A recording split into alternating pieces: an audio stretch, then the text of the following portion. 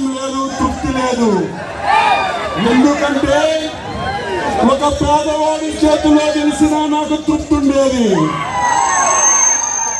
ఒక అమాయకుడి చేతిలో గెలిచినా నాకు తృప్తి ఉండేది, ఒక రైతు చేతిలో గెలిచినా నాకు తృప్తి ఉండేది. కానీ ఒక పూజకి పనికి రాని పువ్వు చేతిలో బాధ కలుగుతుంది. సత్య సమాజం అసహించుకున్నటువంటి వ్యక్తులు ఇంకా ఈ నియోజకవర్గంలో కొంతమంది ప్రజలు ఓట్లేశారంటే నాకు బాధ, ఆవేదన కలుగుతుంది. కుటుంబ వ్యవస్థని నాశనం చేసి, మన కళ్ళ ముందే అన్యాయం చేసి, ఈ సమాజానికి చీడలా పట్టుకున్న వ్యక్తులు కూడా రాజకీయాల్లోకి వచ్చి ఓట్లు అడుగుతుంటే బాగా ఆవేదన కలుగుతుందని చెప్పి మీ అందరికీ తెలియజేస్తున్నాను. ఏది ఏమైనా నా మీద అచలంచలమైన విశ్వాసంతో టెక్కల నియోజకవర్గ ప్రజలు నాకు పట్టం కట్టారు. 2019లో పోటీ చేశాను, 2014లో పోటీ చేశాను, 2019లో పోటీ చేశాను, ఈరోజు పోటీ చేశాను.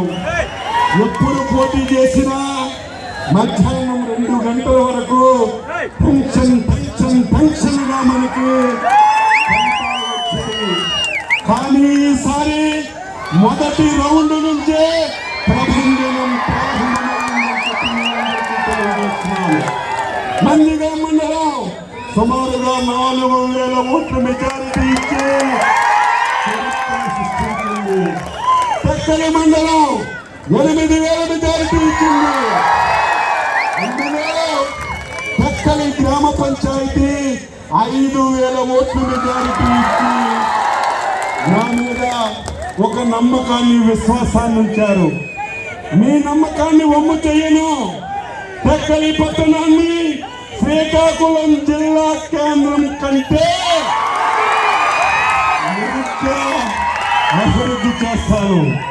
జిల్లాకి ఎవరొచ్చినా సరే టెక్కలి వెళ్ళాలి, టెక్కలి అభివృద్ధి చూడాలని ప్రతి ఒక్కరూ ఈ గ్రామానికి వచ్చే విధంగా నేను పనిచేస్తాను. 5 సంవత్సరాలు ఈ టౌన్కి, నియోజకవర్గానికి పూర్తిగా భ్రష్టు పట్టించేశారు. నేను ఈరోజే ఇక్కడ నుంచి డిక్లరేషన్ తీసుకుంటాను. రేపు 9వ తారీఖు చంద్రబాబు నాయుడు అనే నేను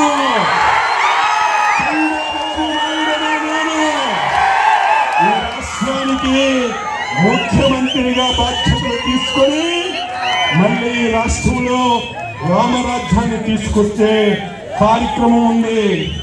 నేను కూడా కొన్ని ఆదేశాలు జిల్లా అధికారులకు ఇస్తాను.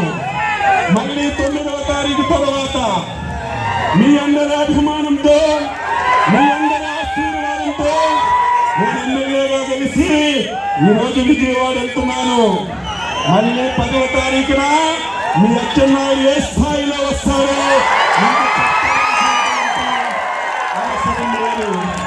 నాకు ఏ పదవి వచ్చినా సరే, నాకు ఏ అవకాశం వచ్చినా సరే నా జీవితాన్ని ఈ నియోజకవర్గ ప్రజలకి అంకితం చేస్తానని తెలియజేస్తున్నాను. చాలా పనులున్నాయి, చాలా కార్యక్రమాలు ఉన్నాయి. ఇవన్నీ నేను భుజస్కంధాల మీద వేసుకుంటాను. ఎంత పెద్ద విజయం వచ్చిందంటే నా కార్యకర్తలు టెక్కల నియోజకవర్గ ప్రజలని చెప్పి మీ అందరికీ తెలియజేస్తున్నాను. 5 సంవత్సరాలు చాలా ఇబ్బందులు పెట్టారు, చాలా వరకు మనకి సమస్యలు సృష్టించారు. 5 సంవత్సరాలు నిద్ర లేని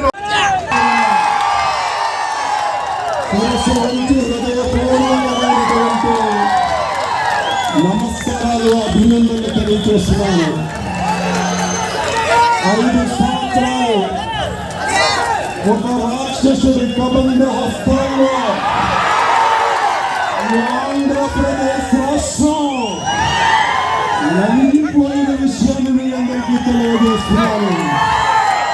మళ్ళీ 5 కోట్ల మంది ప్రజలు మరో స్వతంత్ర ఉద్యమంలాగా పోరాడి దుర్మార్గుల్ని బంగాళాఖాతంలో కలిపి ఈ రామరాజ్యాన్ని తీసుకొచ్చి రావడం ఒక అదృష్టమని చెప్పి మీ అందరికీ తెలియజేస్తున్నాను.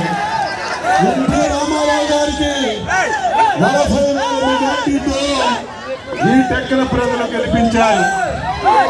ఈ